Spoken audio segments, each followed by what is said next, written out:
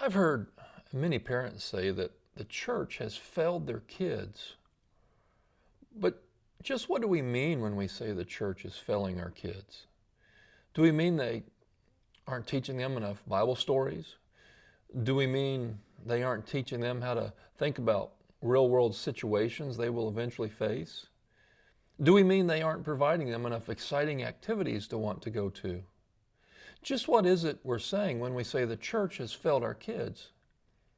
Maybe we read about the dramatic numbers of kids that walk away from the church within 1 year of high school graduation. The research is very consistent on this. Almost every study reveals that at least 75 to 80% of kids raised in the church will abandon the church within 1 year of graduating from high school. And not only the church they were raised in, the research shows an increasing number of these kids walk away from any kind of church. They walk away from any religious affiliation and become a part of the fastest growing segment of church affiliation in the United States. Or should we say, non-affiliation.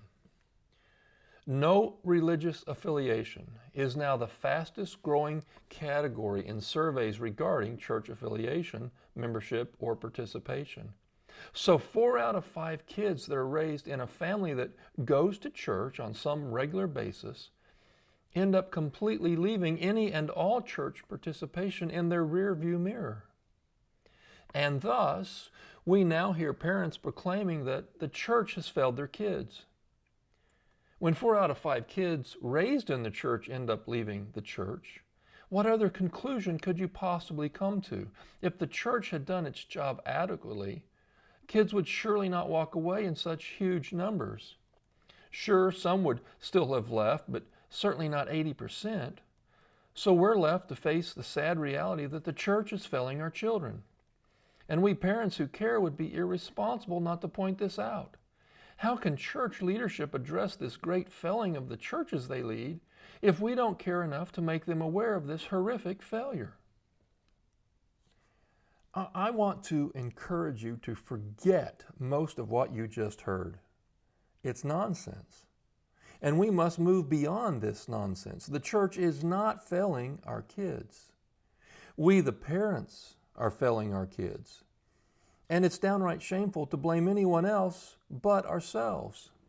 But we do live in a time where people aren't held accountable. So I guess it shouldn't come as a big surprise when we jump on the bandwagon and try to find someone or something to blame for our own failures.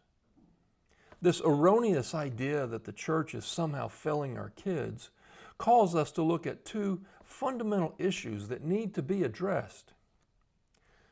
The first of those issues is that parents don't get to delegate the raising of their kids, not to the daycare facility, not to the nanny, not even to the church. Parents don't get to delegate the raising of their kids.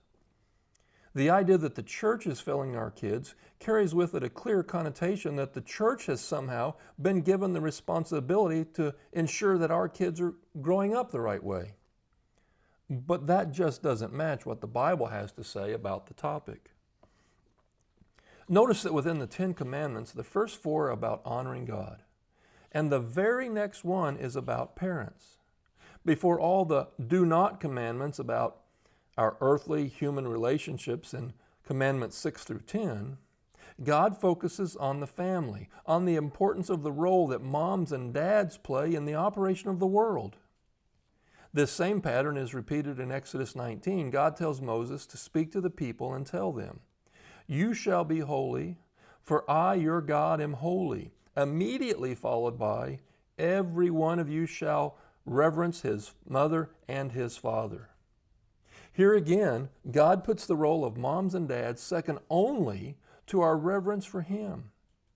If this doesn't speak to the absolute vital role that God has for parents, I'm not sure what else could.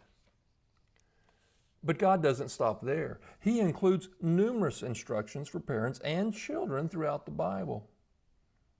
We'll cover a few. Whoever strikes his father or his mother shall be put to death.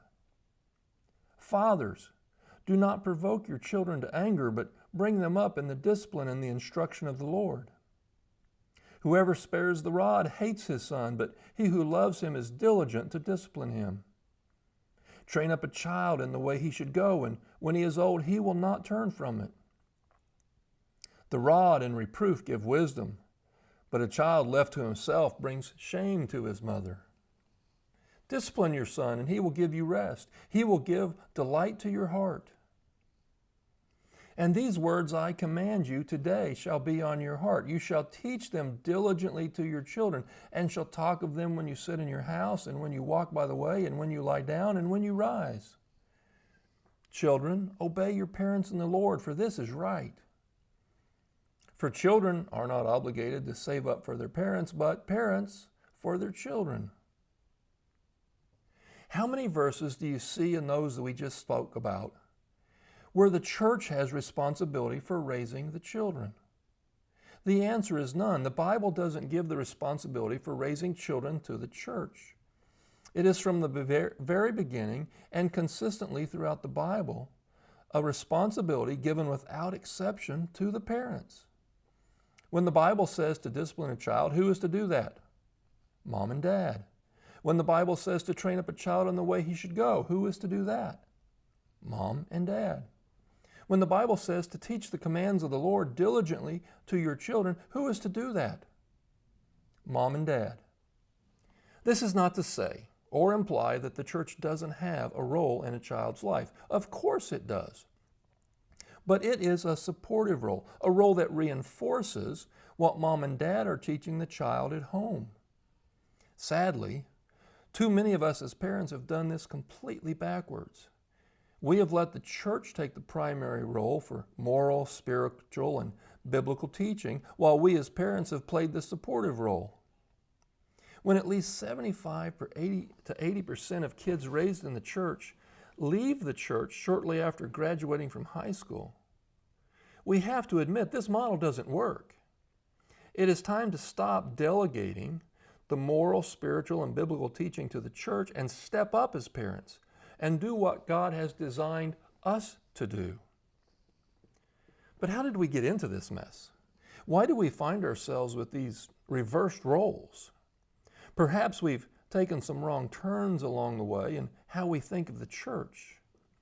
That's the second thing we need to address. The second issue we need to address is that we've turned church into something very different from what is described in the Bible. The sooner we recognize this, the sooner we can fix it. Church in America has become an organization, an institution, a business. We have huge budgets to pay for the nice buildings and for the salaries of staff paid to do the work of the church. A nationwide study published in 2019 revealed that churches spend 72% of all the money they collect on paying for buildings and staff salaries. 72% on buildings and salaries. In addition to this, another 16% goes to the internal church programs and dues to overarching church governance institutions. If you're keeping track, that comes up to 88% of the money collected spent primarily on ourselves. That leaves a scant 12% dedicated to things like mission work, evangelism, and benevolence. Just in case we have forgotten, Jesus proclaimed that He came to seek and save the lost. He did not say He came to create a huge institution that spends over 80% of its funds on itself. The role of the church is to carry on the work of Jesus in seeking and saving the lost. And yet this is a very small part of how we spend our funds. But you may be asking yourself, what does this have to do with our kids? How does this relate to whether the church is failing our kids? Let me try to explain. Maybe our kids are smarter than we give them credit for. Maybe they see us singing songs about Christian love and service, being soldiers for Christ. Maybe they hear Bible class lessons and sermons about love, charity, morality, service, sacrifice, and a long list of worthy Christian attributes. And maybe, even though they may not be able to articulate it very well, they don't see actions that line up too well with the songs and the sermons. Maybe they experience church as something everyone does to get served instead of serving others. Maybe they hear the story of Jesus washing the feet of the disciples and then struggle to think of a single person they go to church with being willing to humble themselves to that level. Maybe they read of the sacrifice of the faithful Christians in Hebrews 11 and then hear mom and dad griping on the drive home from church about the air conditioning being too warm that morning. Maybe they read in their Bible about saints in the early church being so committed to one another that they sold some of their possessions in order to be able to give it to those in need, and then realized that their church had to split into two different worship services because they couldn't even agree on what kind of song service people preferred. Maybe they hear mom and dad criticizing the pastor's sermon, but never see mom and dad studying their Bible at home during the week. We can keep this list going for pages, and our kids see every bit of it. Kids are smart, kids are observant, kids are sponges. Perhaps they see this business we call church catering to everyone's personal preferences, marketing itself with the latest and greatest of what it has to offer each person. Not too much different than the approach used by every store they step into down at the local shopping center.